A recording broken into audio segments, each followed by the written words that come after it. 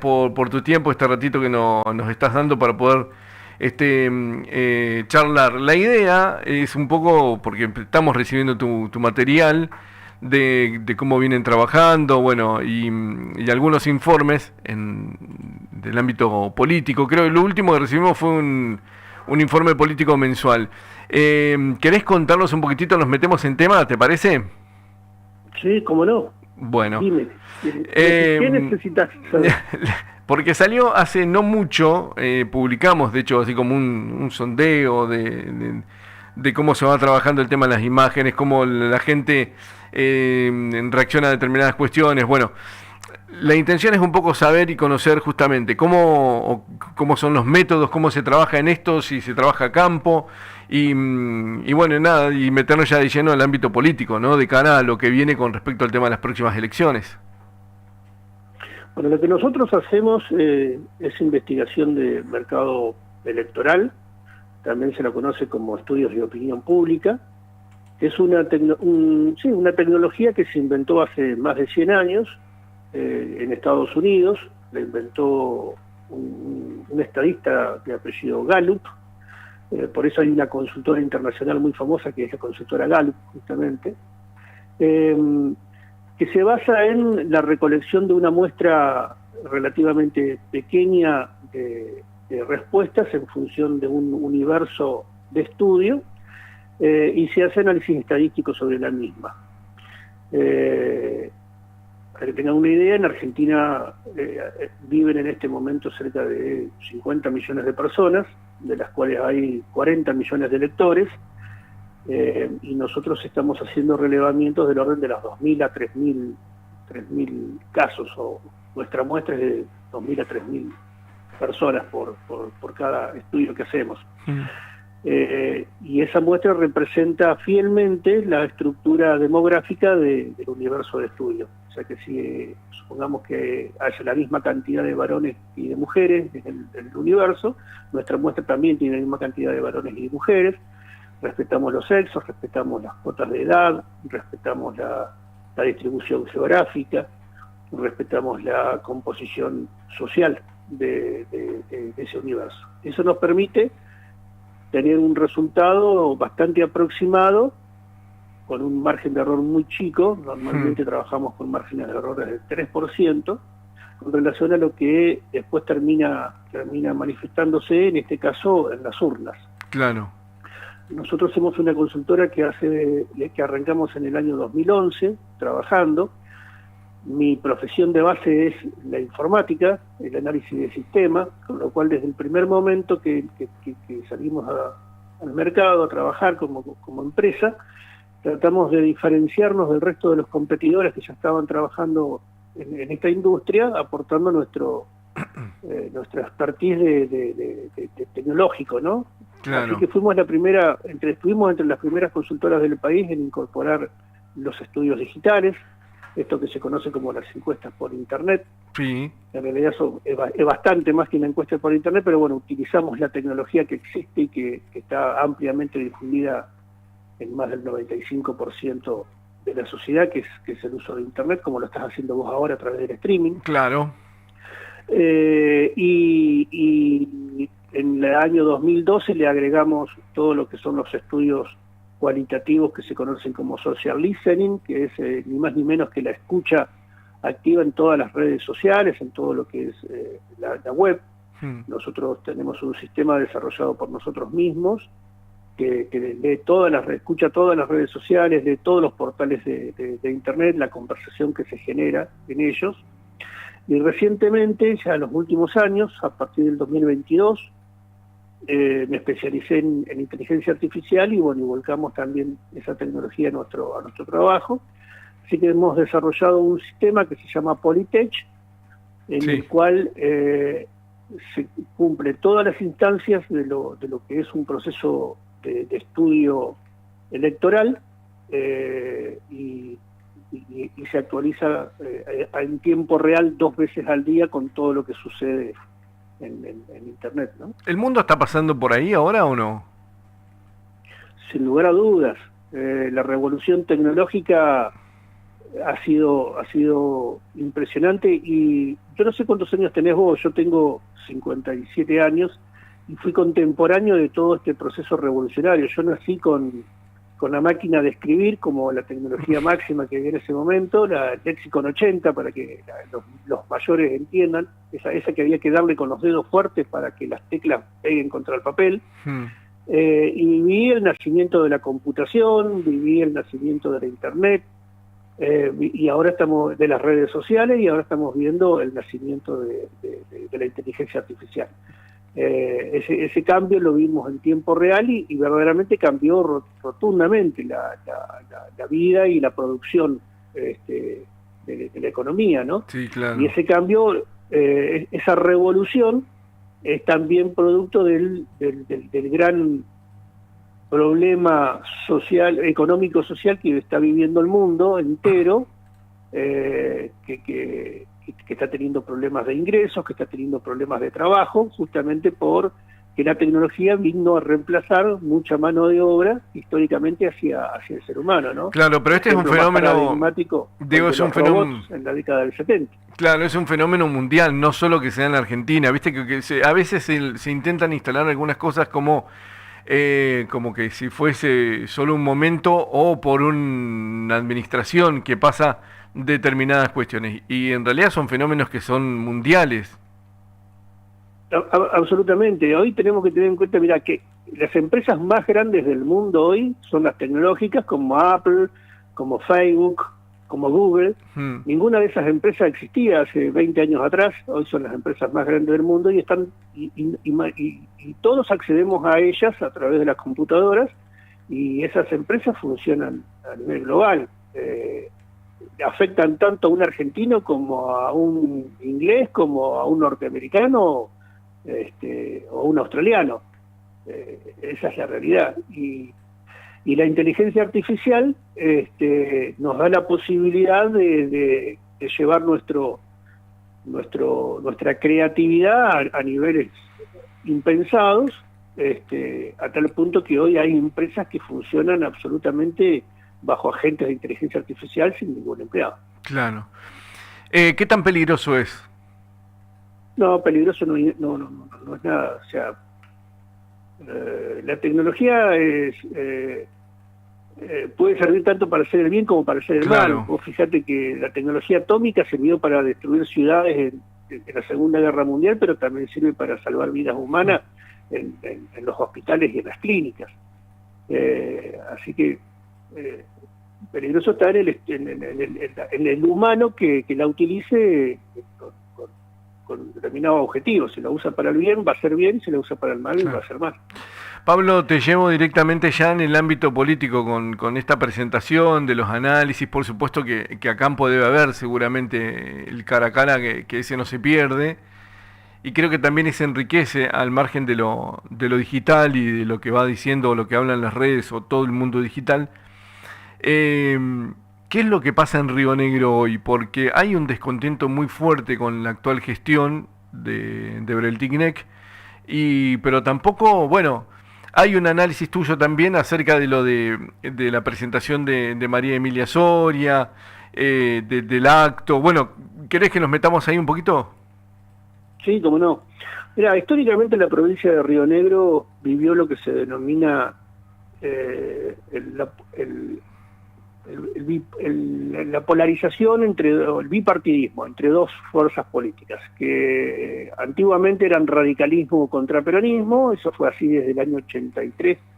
Bueno, fue así desde el nacimiento de la provincia de Río Negro, pero en la nueva democracia fue así desde el año 83 hasta el 2011, que gobernó la Unión Cívica Radical, era el partido hegemónico en la provincia, y el peronismo era el partido retador, el que siempre le intentaba disputar el poder.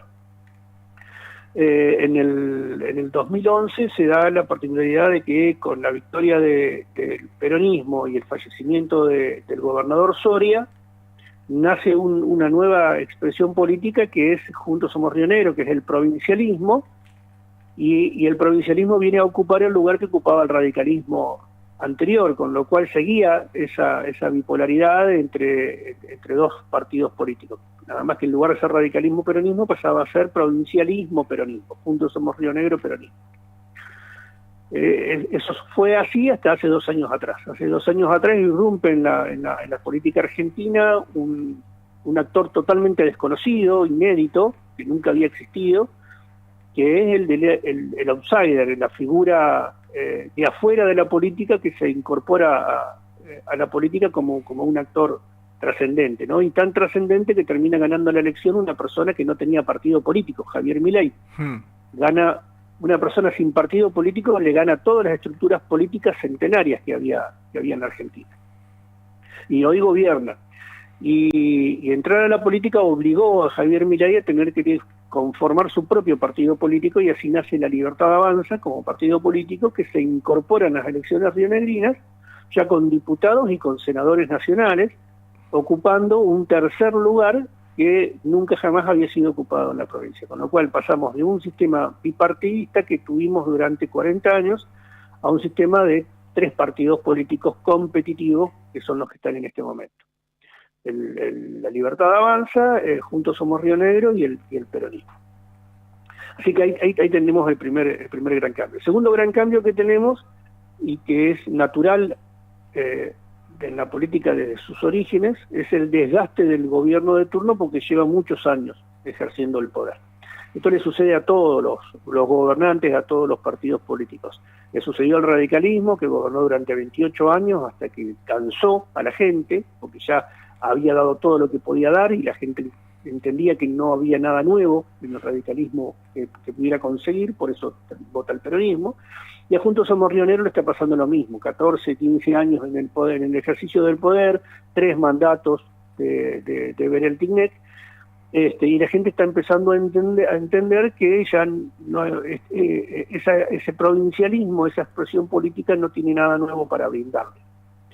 Entonces empieza lo que se denomina la época de desgaste, ¿no? Entonces, tenemos a un Beryl Tignet que en el año 2015 ganó su reelección con el 52% de los votos, y después logró ratificar la hegemonía de su partido con Aravena Carrera en el 2019 con el 54% de los votos, volviendo a ser gobernador con el 42% de los votos, o sea, perdiendo ahí ya 12, 13 puntos con relación a su anterior elección, y hoy sigue perdiendo puntos, hoy sigue perdiendo votos, hoy apenas anda en el orden del 24-25%. Muy bajo. Todo ese voto que va perdiendo Juntos Somos Río Negro lo va ganando la nueva estructura política que se incorpora, que es justamente La Libertad Avanza, ¿no? Aparte de ir ganando voto nuevo. Entonces lo que tenemos es una reconfiguración del escenario político rionegrino, que pasa de 2 a 3 fuerzas, y en donde la fuerza hoy, si bien están todos muy parejos, entre el primero que lidera hoy las encuestas, que es La Libertad Avanza, y el tercero, que Juntos Somos Río Negro, hay apenas 3,5 puntos de diferencia. Pero bueno, hoy tenemos a La Libertad Avanza liderando la intención de voto en la provincia de Río Negro. O sea, se repetiría un escenario, perdóname Pablo, digo, si hubiesen elecciones hoy o pronto, se repetiría el mismo escenario que la de senador, entonces. Exactamente, lo que se está manifestando hoy es la consolidación del mismo escenario nacional que vimos el año pasado. Ahora, ¿qué tanto le juega en contra todo lo que ha ido apareciendo, la información desde los, ¿cómo nombrarlos? Desde todo eso, de los recibos de sueldo que aparecieron de la legislatura, la pelea con Pedro Pesati, bueno, un montón de cuestiones que fueron apareciendo, bueno, lo de Confini en YPF, bueno, entre tantos temas, digo, que generó mucho malestar social. ¿Eso juega en contra también? ¿Da un voto castigo o una reacción negativa hacia el gobierno de Juntos? Sí, absolutamente. Uno de lo que espera en general, la sociedad en general, lo que espera de su gobierno son básicamente 2 cosas. La primera es que le solucione los problemas cotidianos que tiene. Si necesito ir al hospital porque me duele la muela o porque tengo alguna dolencia, me gustaría que ser tratado como un ser humano normal, un buen ser humano que llegue al hospital y es alguien que me atiende, que me recibe y que me soluciona los problemas. Bueno, hoy la gente que está necesitando ir al hospital tiene que ir muy de madrugada a ver si consigue turno, esperar muchas horas en la sala de espera, a ver si el médico lo atiende. En muchos casos el médico tuvo otro problema y ya dejó de atender, con lo cual perdiste tu turno. En muchos otros casos la persona se tuvo que someter a otros estudios, y esos otros estudios no se los puede hacer en el pueblo porque no hay el equipamiento necesario, porque se rompió la máquina y tiene que ser trasladado, entonces ya no le están solucionando el problema ahí, se lo están derivando para el futuro. Si encima tuvo que quedar internado, te encontrás con que falta personal, faltan enfermeros, faltan médicos, faltan material descartable, faltan los insumos que necesitan los hospitales, ni hablar de los medicamentos. Eso en la salud. Si vamos a la educación, uno espera que se manda a su hijo a la escuela esté funcionando como corresponde, que las maestras estén bien, que lo atiendan a su hijo, que le enseñen.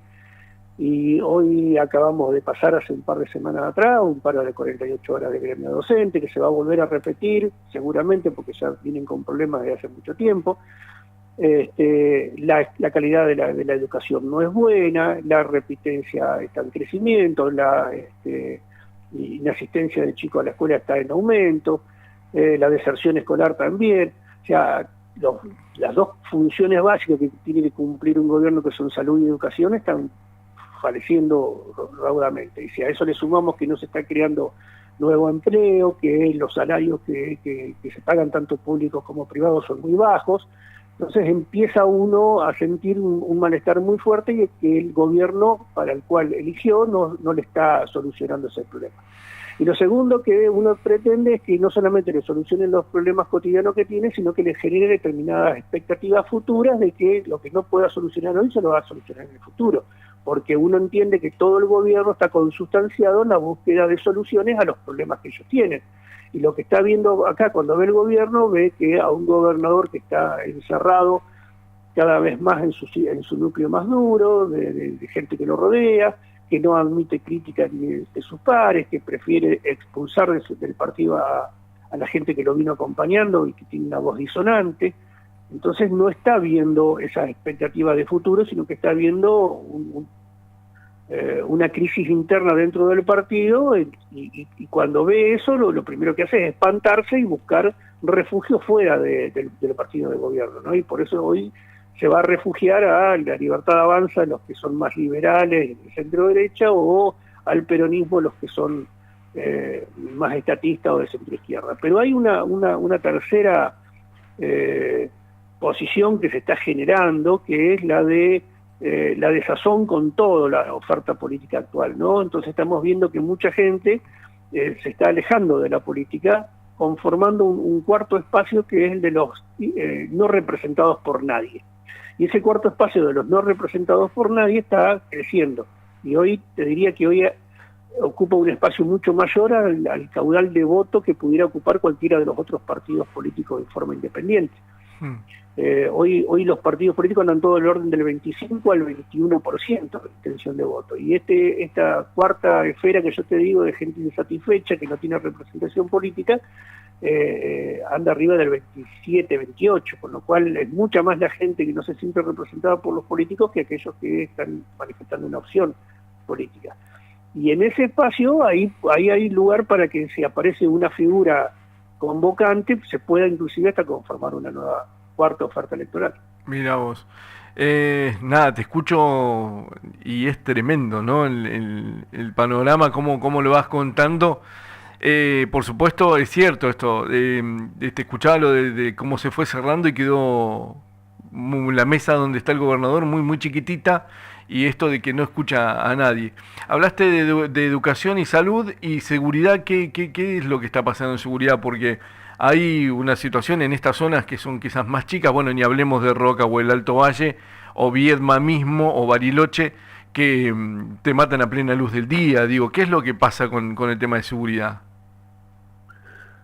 Sí, a ver, Educación, salud, seguridad, que son las tres funciones básicas que tiene un Estado, vienen con problemas desde hace mucho tiempo y ya se transformaron en problemas estructurales. A eso le podemos agregar inclusive la vivienda, ¿no? Bien. Vuelvo a repetir mi edad, tengo más de 50 años y yo nací en una época en donde los gobiernos construían viviendas en cantidad suficiente como para que aquel que requiriera una tuviera acceso a esa vivienda. Creo que el último plan grande de viviendas que yo vi fue en el gobierno de Sáenz, en el primer gobierno de Sáenz, que entregó 2.000 y pico de viviendas en toda la provincia. En un año habían hecho más de 2.000 viviendas en toda la provincia. Bueno, se dejó de hacer viviendas también, y hoy estamos viendo familias que ha crecido su núcleo familiar y en una casa que estaba preparada para que vivan 4 personas, hoy que viven 8. El hacinamiento en la casa de los viejos, o el crecimiento de las tomas de terreno, donde te ponen una carpita, te toman un terreno, te ponen una carpita, después esa carpita se transforma en una casita precaria, y vemos mucha precariedad en ese sentido, con lo cual ese también se está sumando como un problema estructural a estos tres que te mencionaba, se le suma un cuarto problema estructural. Claro. Y esos problemas se repiten en cada encuesta que vos haces, se repiten año a año, elección tras elección, y no hay soluciones a esos problemas, nadie le está brindando soluciones a esos problemas. Cuando vos ves de la conversación en la que está enfrascada la política, no vas a escuchar a nadie que esté planteando soluciones específicas a estos problemas, ¿no? Y ese es el gran motivador de esta desazón que está sufriendo la sociedad y que viene en Argentina, porque vivimos acá y lo vemos acá, Argentina, Río Negro, pero viene sucediendo también en toda Latinoamérica y en gran parte del mundo, que la gente empieza a votar a los partidos de la oposición, empieza a castigar a todos los gobiernos. Vos fíjate, hace 10 años atrás vos veías el mapa de Latinoamérica y era todo rojo porque gobernaba el socialismo en prácticamente toda Latinoamérica. En Argentina el kirchnerismo, en Uruguay bueno, también los socialistas, en Chile el comunismo, y así en Bolivia también, y así gobernaba el socialismo en prácticamente toda Latinoamérica. Y hoy lo mirás al mismo mapa 10 años después y cambiaron todos los gobiernos, están todos el otro signo, porque la gente votó a todos los que eran de derecha y hoy están gobernando todos de derecha, en Argentina Milei. Bueno, lo mismo está pasando con los gobiernos provinciales, está votando en contra del que está gobernando, ¿no? Y te lo votan, la gente te lo vota, lo espera un par de años para ver si le brinda soluciones, y si no le brinda soluciones, va a volver a cambiar otra vez por cualquier otro que esté enfrente. Y esto es un poco lo que estamos viendo a nivel nacional con el gobierno de Javier Milei. Un gobierno que vino con mucha expectativa, que gana el balotaje con el 56% de los votos, 30 votos propios, 26 votos de votantes del PRO que lo acompañaron, y los 2 primeros años un gobierno que hizo lo que pudo, que mostró intenciones de cambio, que generó expectativa, gana la elección de medio término el año pasado, justamente por ese hecho, pero ya a partir de esa segunda manifestación, digamos, de apoyo social, la sociedad le empieza a reclamar, y ya está en su tercer año de gobierno, le empieza a reclamar estar mejor, claro, de lo que estaba, y está viendo que no está mejor.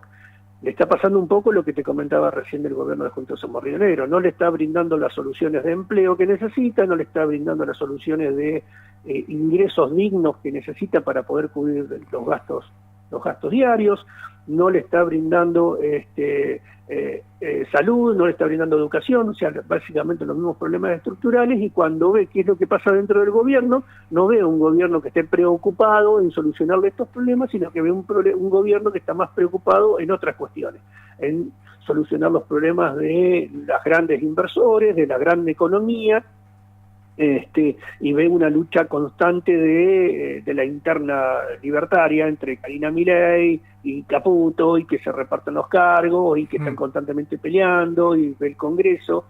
Entonces volvemos a traer lo mismo, se frustra, se decepciona y ya empieza a pensar en una alternativa de cambio hacia el año que viene. Bien. Ahora, Pablo, te decía esto, analizaste también el acto del peronismo de María Emilia. Sí, el peronismo tiene un problema que viene acarreando desde el año 83, que tiene un techo, ¿no? Y ese techo cada vez es más bajo. Techo que no puede romper. En los 90, digamos, tuvo el pico más alto, con el 40 y pico por ciento de los votos, con Remo Costanzo, pero así todo no le alcanzaba para ganar. Y a partir de este siglo, ese techo se le fue bajando al 30 y pico por ciento de votos. Y hoy está en el 30%, que es el voto que sacó Martín Soria en la última elección, ¿no? 30% de los votos es el techo del peronismo. Para el próximo gobernador va a ser gobernador aquel que logre romper el techo del 35, 37% de los votos, ni siquiera llegar a 40, pero con 37% de los votos probablemente se elija como gobernador el próximo gobernador. Y el peronismo está a 7 puntos de ese techo, porque está en 30 y tiene que llegar a 37. Y esta unidad que pregona María Emilia Soria es necesaria para el peronismo, pero no es suficiente, no alcanza con la unidad del peronismo, porque todo el peronismo unido no llega a más del 30% de los votos. Entonces lo que vi en el acto del sábado 8 es que estaban los mismos de siempre en ese acto, diciendo lo mismo de siempre y convocando a los mismos de siempre. No había una novedad, no había una apertura a un nuevo discurso, a convocar gente nueva, a ayornar su doctrina. Y un poco la mirada mía pasaba por ese lado, ¿no? Bueno, a ese frasco le faltan caramelos para estar lleno. Y bueno, es un poco lo que marcaba en esa nota, ¿no? Qué buena... Nada, el análisis, digo, porque... qué sé yo, viste, uno lo ve como una figura nueva en realidad, lo de María Emilia y algunos otros actores, pero cuando dijiste lo mismo de siempre, es cierto, siempre están los mismos. Y es muy difícil que se corran. Pero bueno, eso será un análisis ya interno de ellos. Pero el análisis como análisis mismo que vos generás, la verdad que está bien. Ahora, las redes, porque una cosa es verlo, analizar el acto en sí, pero después las redes y todo lo digital habla. ¿En eso qué se sintió? No, mira, las redes manifiestan lo mismo que manifiesta la sociedad en la calle. Lo que pasa es que antes salíamos a la calle a gritar y hoy ya no salimos más, porque mucho menos en invierno, que hace mucho frío, preferimos quedarnos en casa y gritar en la computadora. Y la lectura es la misma que estamos comentando. María Emilia será una chica joven y demás, pero carga con el firma del apellido Soria, o sea, no es una figura nueva en la política. Los Soria hace 40 años que están instalados con la política. El papá, después el hermano Martín, ahora está en vigencia la hermana María Emilia, empieza a emerger un nuevo Soria, que es Carlito. Y vos ves que esos son capas geológicas que se van, entonces no tiene nada de nuevo eso. Tienes razón. Para ser nuevo tenés que tener una impronta totalmente distinta a la tradicional que venía teniendo tu apellido. A ver, ser un poco, y saltando la diferencia y mucho más en este momento en que lo voy a decir, pero ser un poco el Moyano rebelde, este Facundo Moyano rebelde que quiso romper con la familia, ¿no? Y salir con otra cosa totalmente diferente. Bueno, después terminan demostrando que no son diferentes, que son los mismos, pero por lo menos tener la voluntad de mostrar algo diferente. Y no lo están mostrando. Y esta no es una frase mía, es una frase de la persona más inteligente que ha dado este mundo, que fue Albert Einstein. Albert Einstein decía hace más de 100 años atrás que es de locos hacer siempre lo mismo una y otra vez y esperar resultados diferentes. Y el peronismo lo que está haciendo es de locos, porque hace lo mismo una y otra vez y espera con eso obtener resultados diferentes. Así que bueno, esa es la lectura que si bien no lo manifiesta de esa manera la sociedad, es lo que deja trascender. Bien. Bueno, nada, yo te agradezco tu generosidad de salir, de brindarnos los datos, de compartirnos justamente esa información. La verdad que me gustaría poder hacer un análisis también de bueno, todo esto lo que pasó con el Vemos, con que bueno, la gente tenía otra expectativa y al final la expectativa fue como muy alta y en realidad pestañeamos y ya está, y no se vio ningún vuelco, o sea, se vendió todo como de una manera, con todo el aparato que tiene el gobierno de Río Negro mediático, tanto en todos los medios.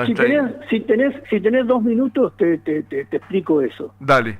Sí, tenemos, dale. Estos procesos que se está generando ahora con el petróleo, con el gas, con la extracción de materias primas acá, con el litio en el norte, entran dentro de la gama de la economía que se llaman economías de enclave. ¿Y qué son las economías de enclave? Son aquellas que concentran en un muy poquitita gente y en un muy chiquito lugar toda la actividad económica y no derrama hacia afuera.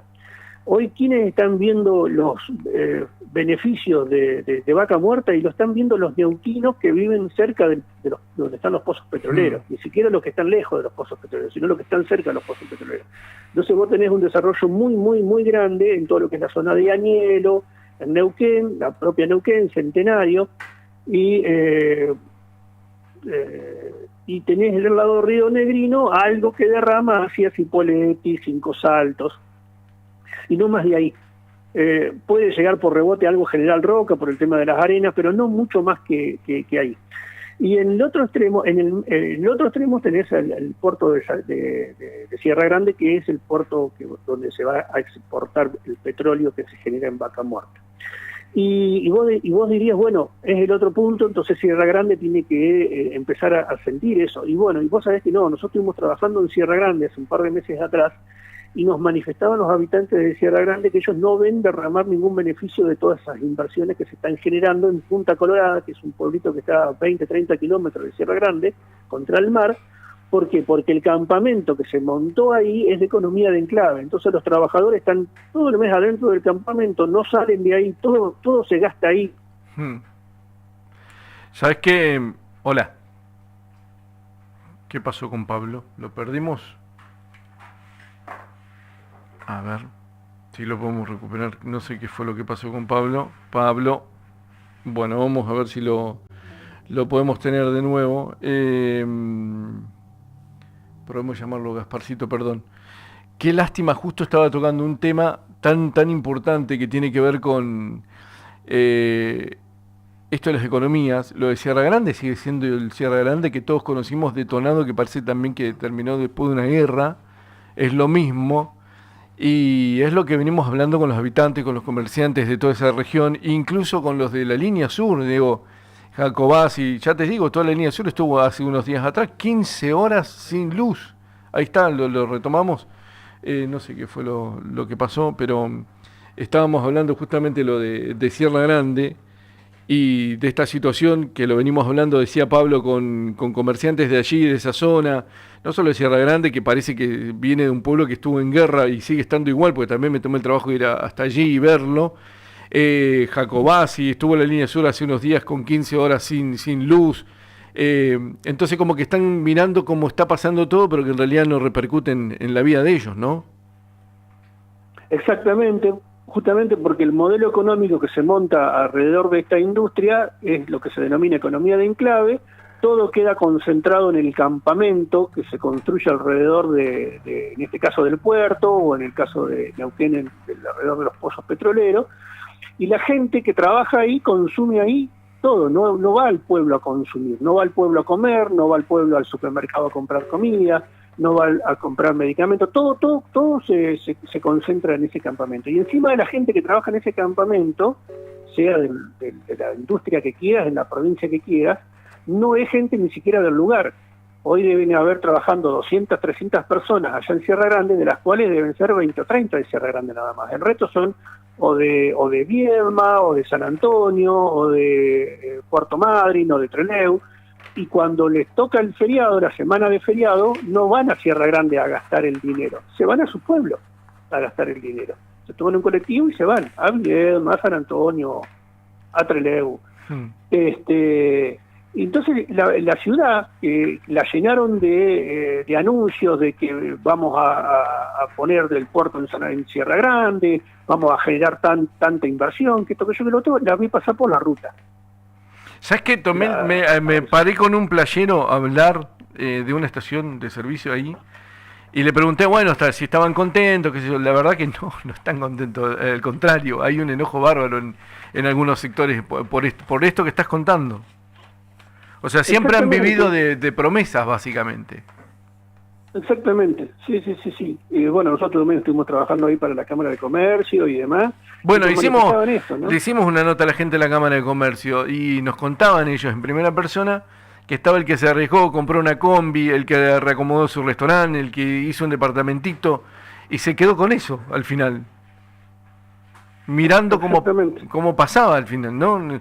Bueno, y bueno, y vos fíjate que si eso pasa en los dos extremos de la industria, en el extremo donde está la extracción y en el otro extremo del otro caño donde está la exportación, ¿qué pasará en el medio? Y en el medio no pasa nada, porque ustedes tienen un caño que pasa ahí a 40 kilómetros de Cholechuel, y el dinero pasa por adentro de ese caño, no queda nada en Cholechuel. Y ahí es donde está el gran desafío que los anuncios económicos no lo están viendo, que los políticos no lo están viendo, se quedan en el anuncio, que es el del desarrollo, en transformar ese dinero que entraría a la provincia en la generación de otras actividades que compensen justamente el tema de la economía, para que no quede todo concentrado en pocas manos, que distribuya, digamos. Y no lo estamos viendo tampoco, no lo estamos viendo porque todo tiene que ver con a ver, todo el dinero que se está generando en este tiempo con Vaca Muerta en la provincia de Río Negro, no lo estás viendo en Cholechuel, no lo estamos viendo en Viedma, no lo estás viendo en de Sierra Grande. Todo eso, ¿sabes quién lo ve? El de Cipolletti. Cipolletti sí, es una ciudad que está creciendo, que está cada vez más bonita, que se están haciendo muchas obras. Pero le están volcando todo ahí, es casi como una estrategia. El resto de la provincia no existe, Pablo. Sí, coincido con vos porque la recorro y porque la veo. Coincido con vos. Qué tremendo. Bueno, estuve en Viedma el miércoles pasado. Llegás a Viedma y parece que es un pueblo que sale de la guerra, ¿viste? Me dio una tristeza y me junté con un funcionario y le digo, no te puedo creer lo que es esto. ¿Cómo puede ser? Es la capital, pero pareciera que la capital ahora es Cipolletti. Bueno, en fin, hay un aparato tan fuerte propagandístico que te vende una realidad que no es, y que ese será también seguramente un tema de análisis, o que seguramente ya lo hiciste, de incluso la cantidad de dinero que se vuelca en todo eso, o en ese aparato, y que tampoco, digamos, me gustaría que lo pongan en vacuna en el hospital o tener más seguridad, qué sé yo, no sé. Y eso también genera mucho enojo. Absolutamente. Sí, bueno, vos estás representando fielmente el sentir de tus oyentes y lo que nosotros vemos en las encuestas. Bien. Pablo, yo no te robo más tiempo, la verdad que perdón por excederme, pero si nos permitís en algún otro momento poder charlar y tener una voz de alguien que por lo menos tiene un estudio que te lo puede certificar. Nosotros, qué sé yo, en el diario, todos los días te contamos un poco lo que te para el vecino, lo que te cuenta, o porque estuvimos acá o allá, o donde tenemos alguna de las repetidoras, o donde estamos tratando de llegar con un medio totalmente independiente por fuera de toda la estructura comprada. Y por suerte la gente se anima a contarte estas cosas y un poco coincidimos, creo que, no sé si al 100, pero en un 99% de todo lo que estás contando es como si me estuviera escuchando yo. Así que te agradezco mucho este rato que nos diste. No, por favor, el agradecido siempre soy yo. Un abrazo grande. Dale, te mando un abrazo. Ahí está, lo teníamos a Pablo Díaz. Qué linda nota salió con él, donde nos fue reflejando un poco